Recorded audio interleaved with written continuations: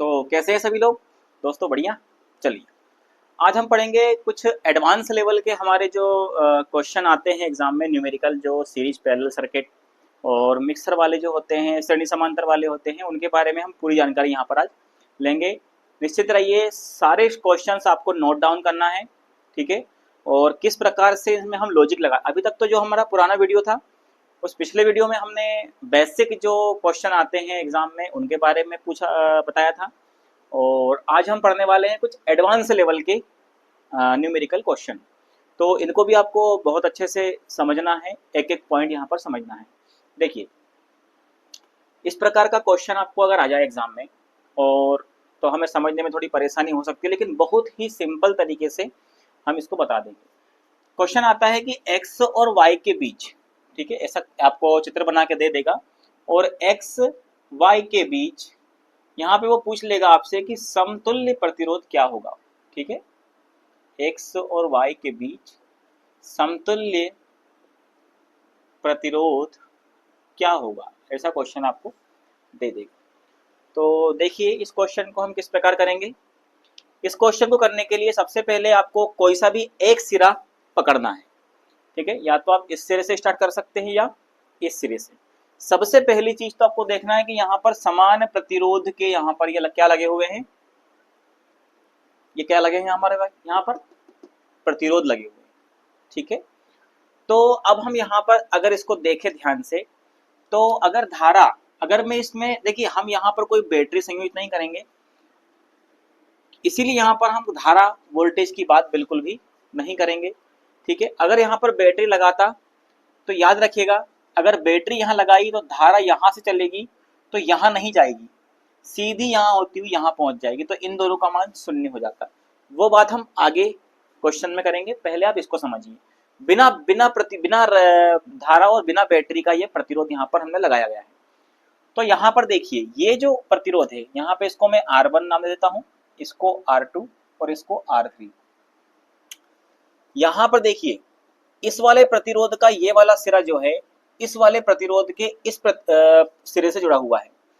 तो यदि देखिए ध्यान से, यदि मैं इसको यहाँ पकड़ लूं, इस पॉइंट को, मतलब मैं जॉइंट जो लगाया है उस जॉइंट को यदि मैं पकड़ लूं और इसको इस साइड ऐसा ले जाऊं, यानी कि यहां से इसको पकड़ के इस वाले प्रतिरोध को ऐसा घुमा दूं, तो ये कुछ इस प्रकार का हो जाएगा। क्या देखिए, कुछ इस प्रकार का दिखेगा। ये वाला पॉइंट यहाँ पर है और ये वाला प्रतिरोध कुछ इस प्रकार का यहाँ पर आ जाएगा, देखिए आप, ठीक है। ये वाला और यहाँ आगे वाला ये कुछ इस प्रकार का, ये बन जाएगा हमारा R1, ये R2 और ये R3 ही है, ठीक है। अब यहाँ पर देखिए आप ध्यान से, ये वाला पॉइंट हम ले गए थे, अब ये चित्र जो है कुछ इस प्रकार का बन चुका है, ठीक है, बन गया है। तो यहां से एक वायर देखिए डायरेक्ट अब बचा, ये वाला वायर बचा, इसको तो मैंने घुमा के कुछ इस प्रकार कर दिया, तो ये इसके समांतर में पहुंच गया। इस वाले पॉइंट को पकड़ के यदि मैं उसको ऐसा लगा दूं, इसको यहां से इस प्रकार से घुमा के ले आऊं, तो ये R3 भी इस R2 के समांतर में हो जाएगा, यानी कि ये वाला जो चित्र होगा वो हमारा कुछ इस प्रकार का बन जाएगा। देखिए आप, कुछ इस प्रकार का ये बन जाएगा, यानी कि इसको भी उठा के हम कहाँ ले आए, यहाँ पर, ये वाला यहाँ से हट जाएगा, ठीक है। तो ये हमारा क्या हो जाएगा, R3, यानी कि 12 और 12 ओम के तीनों प्रतिरोध थे। तो यहाँ पर ये वाला जो पॉइंट है हमारा, ये वाला जो पॉइंट है, ये हिस्से हमारे दोनों X हो जाएगा, ये वाला Y हो गया, ठीक है। तो इनका समतुल्य प्रतिरोध हमको यहाँ पर निकालना है। तो इसके लिए हम यहाँ पर क्या करेंगे कि ये जो प्रतिरोध यहाँ पर हमने बनाया हुआ है, ठीक है, समतुल्य प्रतिरोध अगर समांतर में जुड़े हैं तो हम समांतर श्रेणी का यहाँ पर फॉर्मूला यूज करेंगे। समांतर क्रम में समान मान के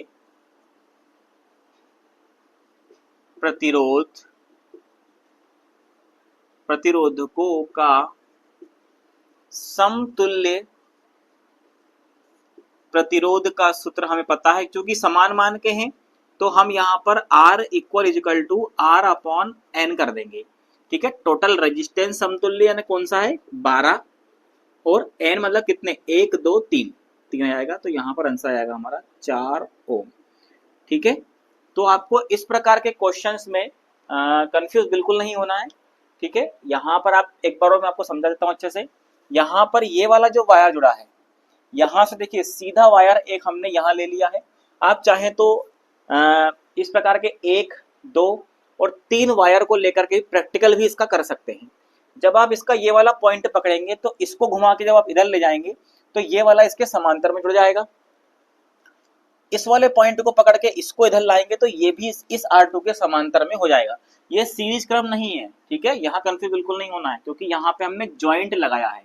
क्या लगाया है? ज्वाइंट, ठीक है। तो इस प्रकार से ये और ये हमारा फॉर्मूला हो गया। इसको नोट कर लीजिए, फिर चलते हैं अपने अगले क्वेश्चन की ओर। तो अगला क्वेश्चन है इस प्रकार का, इसको बना लीजिए सभी पहले, ठीक है। चलिए, तो इस क्वेश्चन में हम यहाँ पर देखेंगे कि ये किस प्रकार से यहाँ पर जुड़े हुए हैं, ठीक है।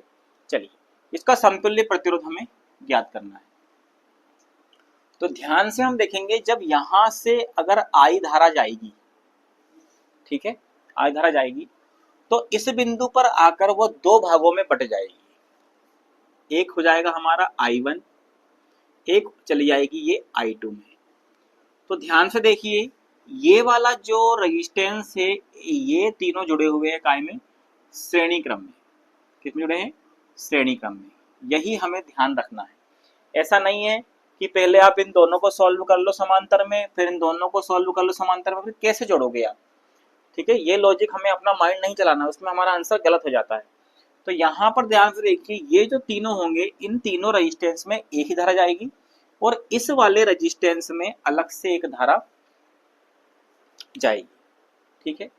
तो अब यहाँ पर हम देख लेते हैं कि किस प्रकार से हम इसको सॉल्व करेंगे, ठीक है।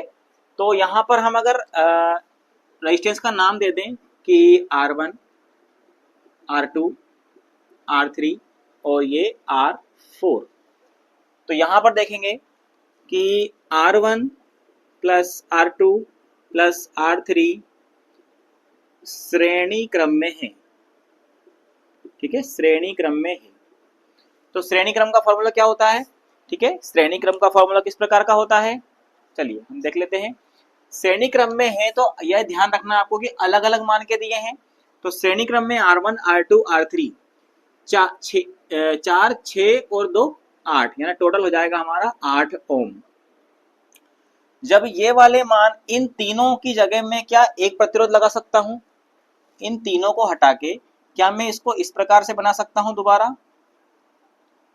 ये यहाँ पे समांतर में था इनके, तो क्या इस प्रकार का एक प्रतिरोध नहीं बन जाएगा? यदि मैं इसके समांतर में यहाँ पर एक प्रतिरोध लगा दूं, तो यहाँ पर देखिए आप, ये जो रेजिस्टेंस था ये हमारा क्या वो श्रेणी क्रम वाला, इसको R1 नाम दे दूं, इसको R2 नाम दे दूं। तो यहाँ पर इसका मान कितना निकल आया है? 8 ओम, और इसका निकल आया है कितना? इसका दिया है 12 ओम, ठीक है। तो अब देखिए ये समांतर में होगा, यानी कि इतना इतना जो पोर्शन था उसको हमने हटा के इस तार को यहाँ से पकड़ के इसको इस प्रकार से यहाँ पे जोड़ दिया है। तो जब इसको मोड़ करके यहाँ पे इन ये तीनों सीरीज में थे, तो इन तीनों की जगह हमने एक रेजिस्टेंस कितना ले लिया? 8 ओम, क्योंकि इन तीनों का मान कितना होगा यहाँ पर? 4, 6 और 2, सॉरी 8 ओम नहीं आएगा, 12 ओम आएगा, है ना। सॉरी, कितना आएगा? 12 ओम, क्योंकि सीरीज में है। तो 4, 6, 10 और 2 12। अब यहाँ पर हम जानते हैं कि समान मान के प्रतिरोध भी समांतर में जुड़े हैं, तो हमारे पास R इक्वल यानी कि समतुल्य प्रतिरोध का फॉर्मूला होता है R/N, यानी कि 12/2 है, तो 2, तो हमारा आएगा आंसर 6 ओम, ठीक है। समतुल्य प्रतिरोध क्या आ जाएगा? 6 ओम।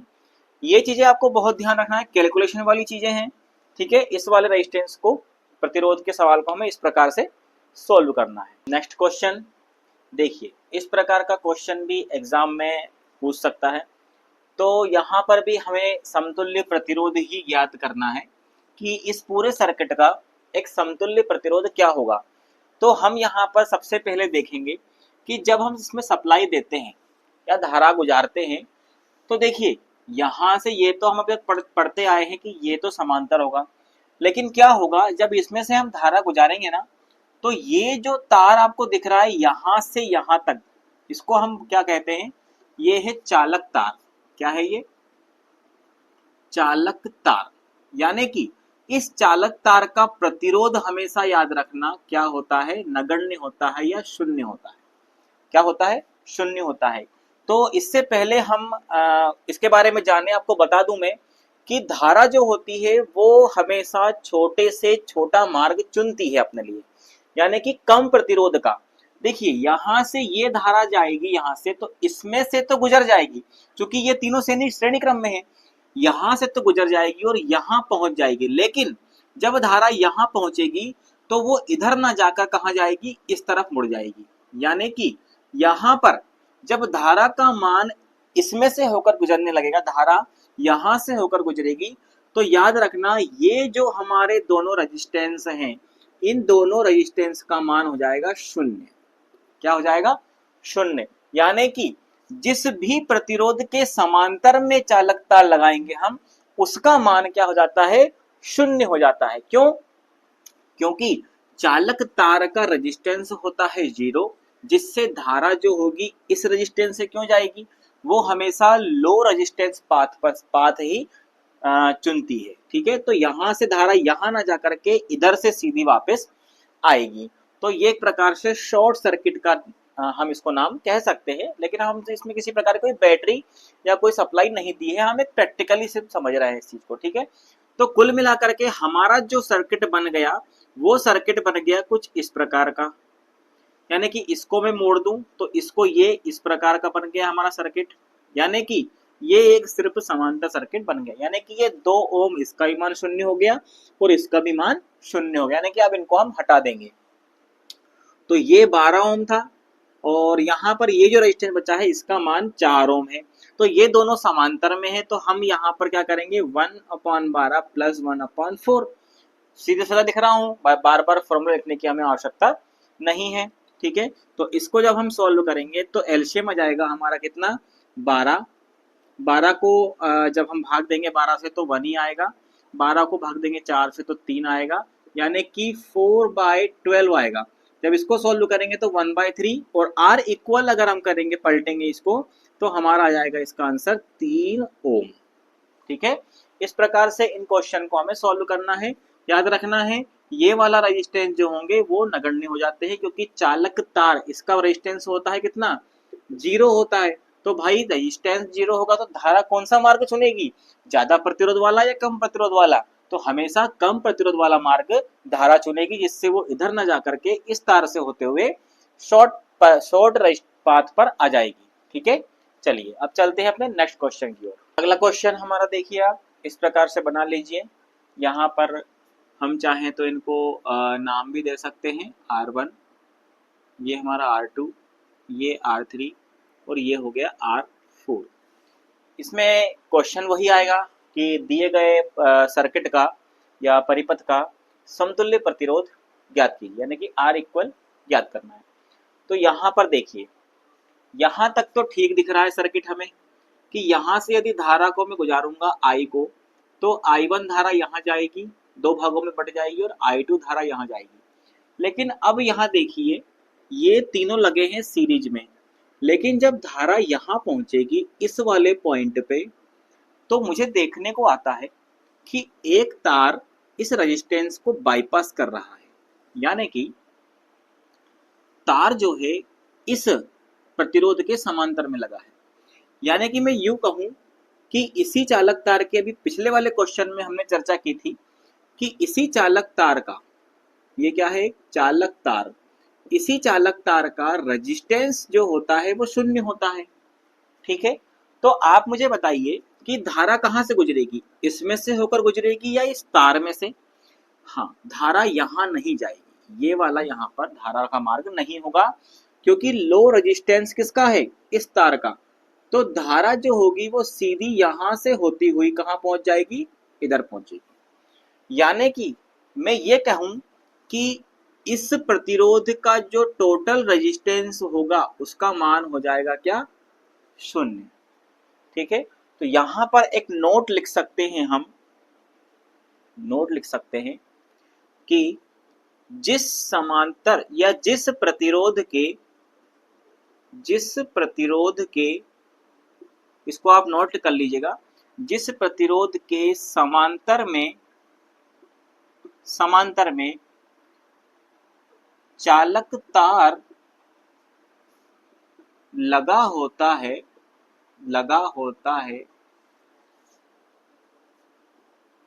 उस प्रतिरोधक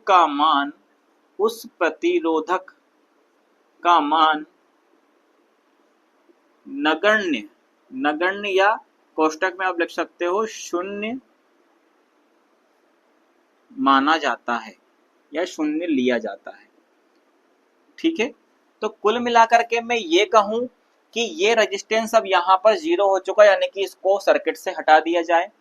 तो अब हमारे पास रेजिस्टेंस कैसा बचा, देखिए आप, अब हमारे पास जो सर्किट बचा हमारा, यहाँ बना देता हूँ, कुछ इस प्रकार का बच गया है, छोटे से बना देता हूँ, कुछ इस प्रकार का बच गया है, जिसमें ये रेजिस्टेंस लगा है हमारे पास और एक ये वाला लगा हुआ है। ठीक है, तो यहाँ पर तो आप देखेंगे तो ये दोनों जो प्रतिरोध है वो श्रेणी क्रम में है, काय में है, ये श्रेणी क्रम में थे। तो यहाँ पर इसका मान था 5 और इसका ही मान था कितना, 5, यानी कि 5 और 5 क्या हो जाएंगे, 10 ओम। ये भी 10 ओम का था और ये भी क्या हो जाएगा, 10 ओम का, यानी कि सीरीज में क्या हो जाएंगे, दोनों जुड़ जाएंगे। तो मैं इन दोनों को हटा के एक ही प्रतिरोध लगा दूं क्या, यहाँ से इनको हटा दिया मैंने और यहाँ पर सिर्फ एक ही प्रतिरोध लगा दूं मैं 10 ओम का।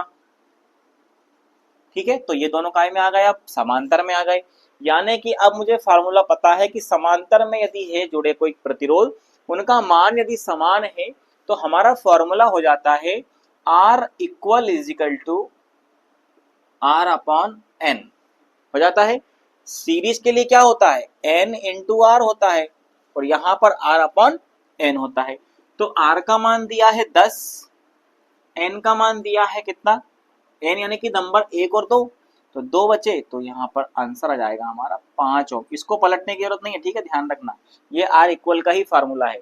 ये अगर 1 अपॉन R इक्वल का फार्मूला देते आपको तो आपको N अपॉन R देगा वो। ठीक है, तो ये भी आपको ध्यान रखना है एग्जाम में, ये भी सही है और ये भी सही है। ठीक है, चलिए, तो ये समझ में आया आपको, ये जरूर आप लिख लेना नोट। ठीक है, चलिए अपने क्वेश्चन की तरफ अब आगे बढ़ते हैं हम। चलिए, इसका आंसर बताइए आप क्या होगा, इस प्रकार का इसको नोट करिए और इसका आंसर निकालने की आप कोशिश करिए। ठीक है, इसका समतुल्य प्रतिरोध क्या होगा, देखिए कोशिश करिएगा आप, मैं समझा देता हूं आपको। अब आप मुझे ये चीज बताइए कि यहां पर इस प्रतिरोध के समांतर में ये तार लगा है, तो अब तो सीधा सीधा आप यहाँ पर देख सकते हैं कि इस प्रतिरोध का मान तो 0 हो जाएगा। अभी इससे पहले हमने क्वेश्चन किया तो यहाँ पर इसका मान तो हो गया 0, क्या हो गया 0, यानी कि अब ये जो मेरा परिपथ है वो कुछ इस प्रकार का बना लूं क्या। ठीक है, यहाँ पर ये वाला तार जुड़ गया, तो यहाँ पर अब मुझे बताइए कि प्रतिरोध का मान क्या होगा, इसका बचा 10 ओम। तो यहां से देखिए धारा यहां से गुजरी तो यहां जाएगी, तो इसका मान 0 हो गया। अब इसी तार को मैंने क्या किया है, इस प्रकार से यहां पर जोड़ दिया, क्योंकि ये तो खत्म हो गया, यहां पर इसको पकड़ के इस तरह से जोड़ दिया है, तो ये कुछ इस प्रकार का चित्र बन गया। अब यहां से धारा कहाँ गुजरेगी, इसमें से गुजरेगी, ना कि इसमें से। इसलिए गलती नहीं करना है कि एक ही तार को यहाँ पे हमने जोड़ दिया सिर्फ यही 0 होगा, नहीं, इसके साथ में ये भी 0 होगा। देखिए इस प्रकार से प्रैक्टिकली आप चित्रों को बनाइएगा, तभी आपको समझ में चीज आएगी। तो यहाँ से देखिए धारा जो होगी लो रेजिस्टेंस पाथ को यूज करेगी, ठीक है, सबसे कम प्रतिरोध, तो इसमें से भी नहीं जाएगी धारा, तो इसका मान भी क्या हो जाएगा 0, यानी कि समतुल्य प्रतिरोध क्या हो जाएगा 0। ये गलती आपको नहीं करना है। ठीक है, एक बार और समझ लीजिए, यहां से जब धारा का मान चलेगा तो हाई रेजिस्टेंस वाला पाथ को नहीं चूज करेगा, वो करेगा चूज किसको, बिल्कुल लो रेजिस्टेंस वाले पाथ को, यानी कि जिस तार में जिस वायर में कोई प्रतिरोध नहीं है वो उसको यूज करेगा। तो धारा यहां से गुजरेगी, यानी कि इसकी वैल्यू क्या हो जाएगी 0 हो जाएगी। इसके बाद में जब इस चित्र को मैं दोबारा रिपीट बनाऊंगा तो इसको यहाँ से पकड़ के इस तार को जब मैं ऐसा जोड़ूंगा तो कुछ इस प्रकार का चित्र मुझे यहाँ पर बना हुआ दिखाई देगा। यानी कि ये जो वायर है वो इसके भी समांतर में यहाँ पर हो गया है। ठीक है, यानी कि मैंने पहले लिखवा दिया है कि जिस भी प्रतिरोध के समांतर में चालकता लगा होता है उसका मान 0 हो जाता है या नगण्य हो जाता है। तो यहाँ पर देखिए कुछ इस प्रकार का चित्र बना, यानी कि यहां से धारा गुजारूंगा तो इसमें से भी नहीं जाएगी, इसमें से गुजरेगी, लो रेजिस्टेंस पाथ में से गुजरेगी, यानी कि इसका मान भी क्या हो जाएगा 0 हो जाएगा, यानी कि टोटल इक्वल रेजिस्टेंस कितना हो जाएगा इस परिपथ का 0 ओम। ठीक है, चलिए चलते हैं आगे, एक सिंपल सा क्वेश्चन और कर लेते हैं हम। देखिए यहाँ पर कुछ इस प्रकार का आपको अगर चित्र बना आ जाए, परिपथ दिखाई दे, तो आपको क्या करना है, सिंपल हमारा लॉजिक, ज्यादा दिमाग नहीं लगाना है कि इनको इनको समांतर कर दें, इनको इनको समांतर कर दें, नहीं। देखिए जब धारा यहाँ, इसलिए कहता हूँ कि बेसिक हमारा कंप्लीट होना चाहिए, यानी कि यहाँ पर जब धारा को हम गुजारेंगे ना तो धारा देखिए दो भागों में विभक्त होगी। एक धारा यहाँ चली जाएगी, मान लो I2 यहाँ चली गई, I1 का मान यहाँ चला गया। देखिए ये कब होता है, I1 I2 हमेशा समांतर परिपथ में ही होता है। किसमें होता है, समांतर परिपथ में ही यहाँ पर धारा आपस में मतलब डिवाइड होती है। ठीक है, सीरीज सर्किट में समान होती है, यानी कि यहाँ पर मैं देख रहा हूँ कि ये जो तीनों प्रतिरोध लगे हैं एक दूसरे के समांतर में लगे हैं। क्यों, क्योंकि भाई इसके पास कोई अन्य रास्ता तो है नहीं, धारा यहाँ से तो ऐसी जाएगी नहीं, कहाँ जाएगी, इस प्रतिरोध। तो यहाँ पर क्या होगा, इसमें से भी वही I1 धारा जाएगी, इसमें से भी वही I1 गुजरेगी और इसमें से भी I1 ही गुजरेगी। ठीक है, तो यहाँ पर आपको ध्यान देना है कि ये अकेला समांतर में है इन तीनों के, ये तीनों आपस में सीरीज में है। तो यहाँ पर मैं इसको R1 R2 और R3 नाम दे देता हूँ और इसको R4 नाम दे देता हूँ। तो जब इसमें इसको सॉल्व करूंगा तो मैं एक छोर पकड़ लूँ, ये वाला छोर पकड़ लिया मैंने, यानी कि R1 plus R2 plus R3 ये सीरीज में है। तो 4 2 6 और 3 9 ओम इसका आंसर आ गया। अब इन तीनों को हटा के मैं एक प्रतिरोध लगा देता हूं, यानी कि चित्र कुछ इस प्रकार का बन जाएगा। ये देखिए यहाँ पर ये मेरा जो था 18 ओम का रेजिस्टेंस लगा ही हुआ था। ठीक है, तो यहाँ पर इसको मोड़ करके, यानी कि इस वाले पॉइंट को पकड़ के मैंने इसको डायरेक्ट जोड़ दिया, यानी कि यहाँ से कुछ प्रतिरोध मेरा इस प्रकार का ये जुड़ जाएगा। ठीक है, तो अब इन दोनों में क्या हो गया, ये 9 ओम का हो गया और ये 18 ओम का हो गया, लिख दिया है। ठीक है, चलिए तो अब ये बन गया समांतर सर्किट। इसको जब सोल्व करूंगा मैं तो 1/9 प्लस 1/18 यानी कि 1/r इक्वल के बराबर लिखते हैं इसको। ठीक है, बराबरी पर एलसीएम आ गया 18, 18 को 9 से डिवाइड करूंगा तो 2 आएगा, 18 को 18 से करूंगा तो 1 आएगा, यानी कि 3/18 हो गया। सोल्व करूंगा तो 1/6 आएगा। जब इनको मैं पलटूंगा तो R equal is equal to आएगा 6 ओम। ठीक है, तो इसका क्या हो जाएगा आंसर 6 ओम। ठीक है, ये वाले क्वेश्चनों को आपको इस प्रकार से सोल्व करना है। चलते हैं अपने अगले क्वेश्चन की ओर। नेक्स्ट क्वेश्चन देखेंगे, इसको बना लीजिए सभी लोग, है ना। तो यहाँ पर आपको ये बना करके इसको इसका क्वेश्चन वही रहेगा कि R इक्वल कितना होगा, टोटल प्रतिरोध हमें इस परिपथ का ज्ञात करना। देखिए आप जब धीरे धीरे सॉल्व करते हैं ना तो आपको हर चीज समझ में आने लगती है। ठीक है, यहाँ पर देखिए, यहाँ से जब हम धारा को गुजारेंगे, ठीक है, तो यहाँ पर धारा क्या होगा, 3 भागों में बटेगी, I1 I2 और I3। ठीक है, फिलहाल ये वाला सर्किट ये दोनों एक दूसरे के पैरेलल में है। ठीक है, और ये दोनों एक दूसरे के पैरेलल में है। तो यहाँ पर सबसे पहले मैं ये देख लूं भाई कि मेरा सीरीज में, या तो आप इधर से सॉल्व करना चालू कर दो या आप इधर से सॉल्व करना चालू कर दो, कोई दिक्कत नहीं है। सबसे पहले मैं यहाँ पर ये देखता हूँ कि जो I1 धारा है ये मेरा कहाँ कहाँ से गुजरता है, यानी कि I1 इसमें से और इसमें से यहाँ तक, इसमें से भी I1 निकलेगी और यहाँ तक तो भैया I1 धारा ही आ रही है। तो मैं कह सकता हूँ कि R1 R2 काय में है, R1 R2 जो है वो श्रेणी क्रम में है। ठीक है, श्रेणी क्रम में। ठीक है, तो यहाँ पर मैं क्या ऐसा लिख सकता हूँ कि 4 और 2 6 ओम, यानी कि देखिए मैं इसी को बार बार मिटा करके यहीं पे बना दूंगा तो आपको काफी समझ में आ जाएगा, क्योंकि थोड़ा स्पेस कम है इसीलिए। तो यहाँ पर इन दोनों प्रतिरोध के स्थान पर क्या मैं 4 + 2 = 6 ओम का प्रतिरोध लगा सकता हूं क्या? बिल्कुल लगा सकता हूं। इन दोनों को यहां से मैं हटा देता हूं। ठीक है, इन दोनों को मैं यहां से हटा देता हूं, यानी कि इन दोनों के स्थान पर एक बड़ा प्रतिरोध 6 ओम का लगा देता हूं। तो यहां से ये क्या हो जाएंगे, हट जाएंगे। ठीक है, इस प्रकार से। तो यहां से जब ये हट जाएंगे तो कुछ इस प्रकार से मेरा ये सर्किट बन जाएगा, बन गया। यानी कि 6 ओम का प्रतिरोध जो हो गया वो अब इसके समांतर में हो गया। तो अब मैं इन दोनों को सॉल्व कर लूं क्या? बिल्कुल कर सकता हूं। देखिए 1/6 से 1/6 यानी कि अब समान मान के प्रतिरोध जो होंगे वो जब एक दूसरे से मिलेंगे तो क्या हो जाएंगे, एक दूसरे के समांतर में होंगे। तो उसका फॉर्मूला होता है R/N, यानी कि 6/2 यानी कि 3 ओम।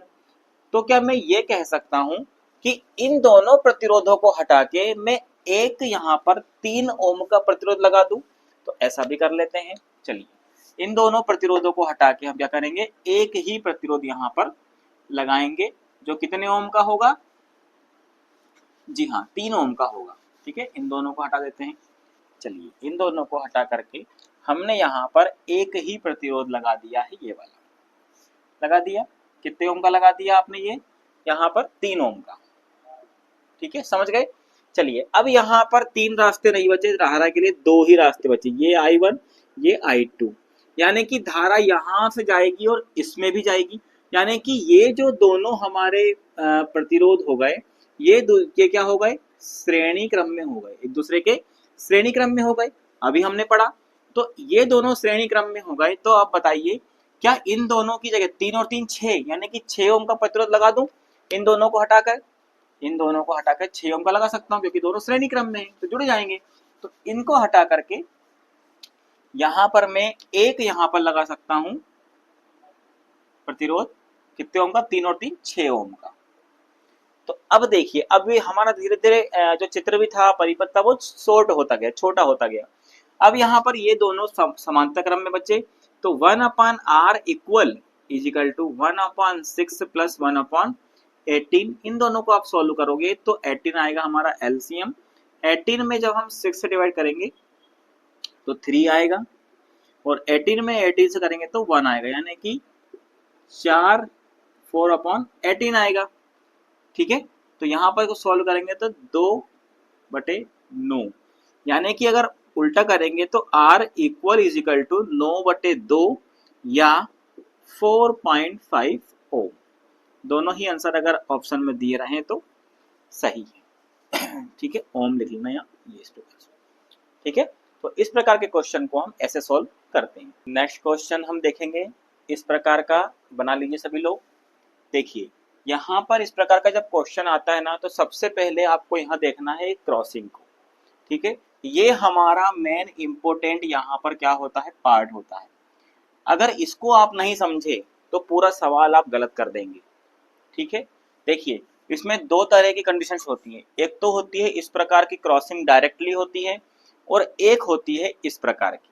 ठीक है, ये यहाँ से ये इस प्रकार से दिया हुआ होता है। तो इन दोनों का मतलब होता है कि ये जो पॉइंट है यहाँ पर जॉइंट लगा हुआ है। क्या लगा हुआ है?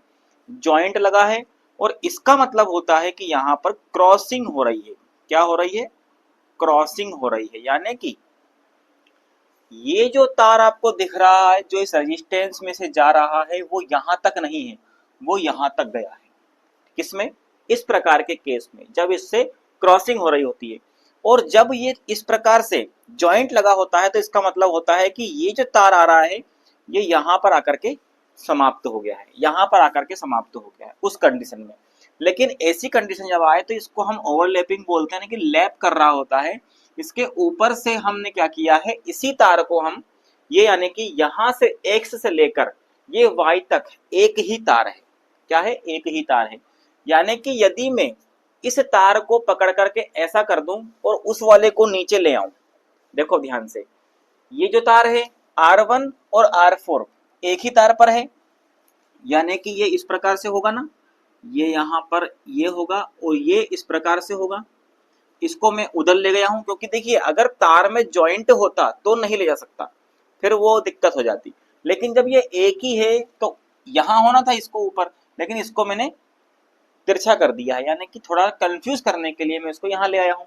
यानी कि यहाँ पर ये R1 और R4 ऊपर की ओर थे, इस वाले को मैंने सीधा करा तो नीचे आ गया। यानी कि यहाँ पर क्या आ गया, कुछ इस प्रकार का बन गया ना, यहाँ पर इस प्रकार का बन गया। ये एक रेजिस्टेंस ये लग गया और एक हमारा ये हो गया, ये कुछ इस प्रकार का हो गया।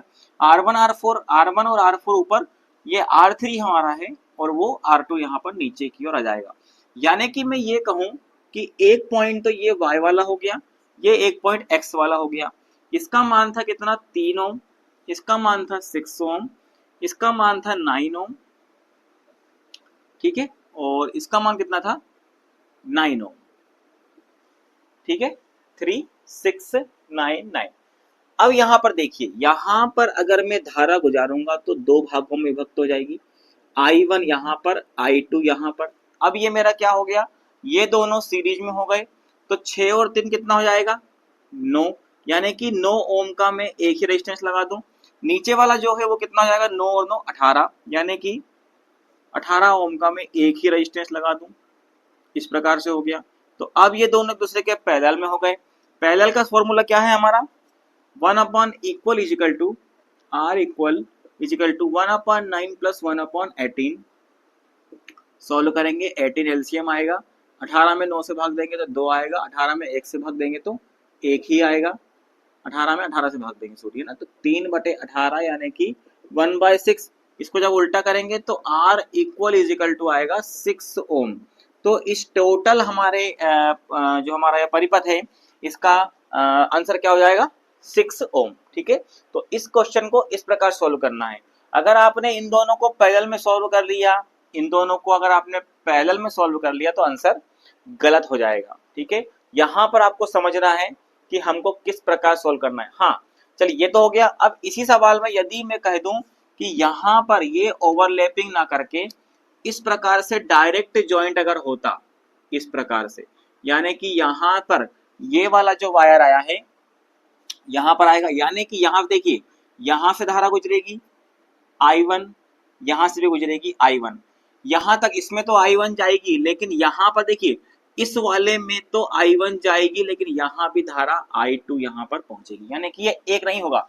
देखिए इसमें I1 जा रही, इसमें यहाँ पर अलग जा रही थी, यहाँ पर से फिर से दो भागों में, यानी कि वो I3 और I4 हो जाएगा। क्या हो जाएगा, I3 और I4, यानी कि बदल बदल के धारा जाएगी, क्योंकि यहाँ पर हमने ज्वाइंट लगाया है, ठीक है। तो इस प्रकार का जो ज्वाइंट लगता है, यहाँ पर आपको क्वेश्चन का आंसर अलग मिल जाएगा और इसमें क्वेश्चन का आंसर अलग मिलेगा। तो इस चीज का भी आपको विशेष करके ध्यान रखना है, ठीक है। ये इस प्रकार से ओवरलैपिंग वाला केस यहाँ पर था हमारे पास। चलिए चलते हैं अपने नेक्स्ट क्वेश्चन की ओर। अगला क्वेश्चन इस प्रकार से देखिए, ये बना लीजिए यहाँ पर इस प्रकार से, ठीक है। इनको हम नामकरण भी करते रहना चाहिए, क्योंकि हमें पता रहे कि हम आखिर कर क्या रहे हैं। R1 इसको R2 मान लेते हैं, इसको R3 मान लेते हैं, इसको R4 मान लेते हैं और इसको R5 मान लेते हैं। देखिए इसमें सीधा सा एक लॉजिक ये रहता है कि आपको कोई ना कोई सा एक पॉइंट तो यहाँ पर पकड़ना पड़ता है, ठीक है। एक ना एक पॉइंट आपको यहाँ पर पकड़ना पड़ता है। तो हम यहाँ पर ये वाला पॉइंट अगर पकड़ें तो हम देखेंगे कि अगर धारा यहाँ से गुजरेगी तो इधर से होती हुई इसमें भी जाएगी, या इधर से भी हम लेंगे तो ये दोनों श्रेणी क्रम में आ रहे हैं, यानी कि ये वाले जो दोनों हैं हमारे, ये वाले, ये आ रहे हैं हमारे कैसे, श्रेणी क्रम में आ रहे हैं, ध्यान से देखने पर, ठीक है। आप क्वेश्चन आएगा तो आप खुद समझ जाएंगे। तो यहाँ पर इन दोनों को मिला करके श्रेणी क्रम में अगर है तो 1 ओम ये है, 1 ओम ये है, ये दोनों मिला कितना होगा, 2 ओम हो जाएगा। तो क्या मैं इन दोनों को हटा करके यहाँ पर एक 2 ओम का प्रतिरोध लगा दूं, ठीक है। ध्यान रखना आप इस चीज का, ये आपको भी बनाना है अलग अलग, ठीक है। धीरे धीरे क्वेश्चन आपको ऑटोमेटिक बनने भी लगेंगे बिना देखे, ठीक है। तो यहाँ पर हमें कितना, एक ओम के थे, तो हम यहाँ पर क्या करते हैं कि एक 2 ओम का एक ही रेजिस्टेंस लगा देते हैं। ये हमने लगा दिया 2 ओम का। तो यहाँ पर देखने में दिख रहा होगा कि ये दोनों एक दूसरे के कैसे हो गए हैं, पैरेलल में हो गए हैं, यानी समांतर में हो गए हैं। तो जब ये दोनों समांतर में हो गए हैं तो समान मान के प्रतिरोध जब समांतर में लगे होते हैं तो फॉर्मूला होता है हमारा R/N, यानी कि 2/2 हो जाएगा, क्योंकि R का मान भी 2 ओम है और कितने प्रतिरोध है, N का मान 1 और 2, तो आ जाएगा हमारा 1 ओम। यानी कि इन दोनों को हटा करके मैं 1 ओम का प्रतिरोध लगा दूं यहाँ पर, इसको भी हटा दूं और इसको भी हटा देता हूं यहाँ पर, ठीक है। यहाँ पर मैं लगा देता हूं कितना, 1 ओम का एक प्रतिरोध लगा देता हूं, ठीक है, 1 ओम का। अब देखो यहाँ से ध्यान से, अब यहाँ पर क्या होगा, जब धारा का मान यहाँ से गुजरेगा तो एक त्रिभुज का रूप इसने ले लिया है, तो यहाँ पर देखो, यहाँ से धारा गुजरेगी ना, वो ही धारा इसमें से भी जाएगी, क्योंकि यहाँ से धारा क्या होगी, I1 और I2 के रूप में डिवाइड होगी, इन दोनों में अलग जाएगी और इसमें अकेले में अलग जाएगी, तो ये 1 और 1 दो श्रेणी क्रम में हो जाएंगे, ये दोनों क्या हो गए फिर से, ये दोनों फिर से काय में हो गए, श्रेणी क्रम में हो गए, फिर से ये श्रेणी क्रम में हो गए, तो 1 और 1 2 ओम हो गया, तो ये कुछ इस प्रकार का बन जाएगा, फिर इस प्रकार का है, यहाँ पर एक 2 ओम का प्रतिरोध में यहाँ पर लगा दूंगा, ये तो है ही, साथ में इन दोनों को हटा करके, चलिए इसी में बता देता हूँ, ये दोनों श्रेणी क्रम में है तो इन दोनों को हटा करके मैं एक ही प्रतिरोध यहाँ पर लगा दूंगा, किस प्रकार का, देखिए कुछ इस प्रकार का मैं यहाँ पर प्रतिरोध लगा दूंगा, ये लगा दिया, कितना आया था उसका, 2 ओम आया था, तो ये अब क्या हो सके, पैरेलल में हो गए, फिर समान मान के प्रतिरोध, तो कितना आंसर आएगा हमारा, 1 ओम। ये डायरेक्ट अब आपको देख करके आंसर आना चाहिए, ठीक है, इतना समय तो हमें वहां पर रहता नहीं है, लेकिन हमें डायरेक्ट देख करके क्वेश्चनों के आंसर लाने हैं कि ये सवालों को हम किस प्रकार से सॉल्व करेंगे, ठीक है। चलिए बढ़ते हैं अपने नेक्स्ट क्वेश्चन की ओर। इस प्रकार का क्वेश्चन भी एग्जाम में आता है, देखिए यहाँ पर इसने हमसे 2 क्वेश्चन पूछे हैं। पहला क्वेश्चन पूछा है उसने कि रेजिस्टेंस या समतुल्य प्रतिरोध x और y के बीच का प्रतिरोध निकालना है, और दूसरा उसने पूछा है कि x और z, यानी कि ये जो x वाला पॉइंट है इससे और इन दोनों के बीच का रेजिस्टेंस हमें निकालना है। तो सबसे पहले हम यहाँ पर देखिए, बहुत ध्यान से समझना इस क्वेश्चन को, बहुत ही इंपॉर्टेंट और बहुत ही अच्छा क्वेश्चन है। तो सबसे पहले हम क्या करते हैं, जब देखिए ये आपको किस प्रकार का दिख रहा है, बताइए इसमें से किस किस में धारा गुजरेगी।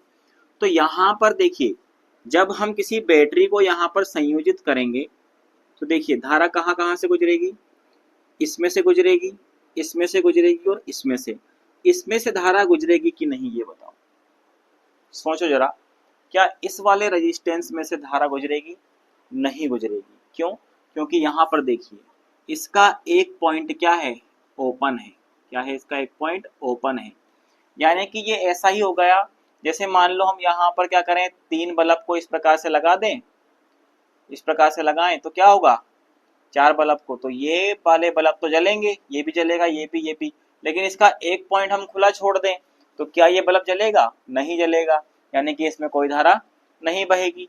तो इसी प्रकार इस वाले प्रतिरोध को भी हम यहाँ पर निकालते हैं कुछ इसी प्रकार से।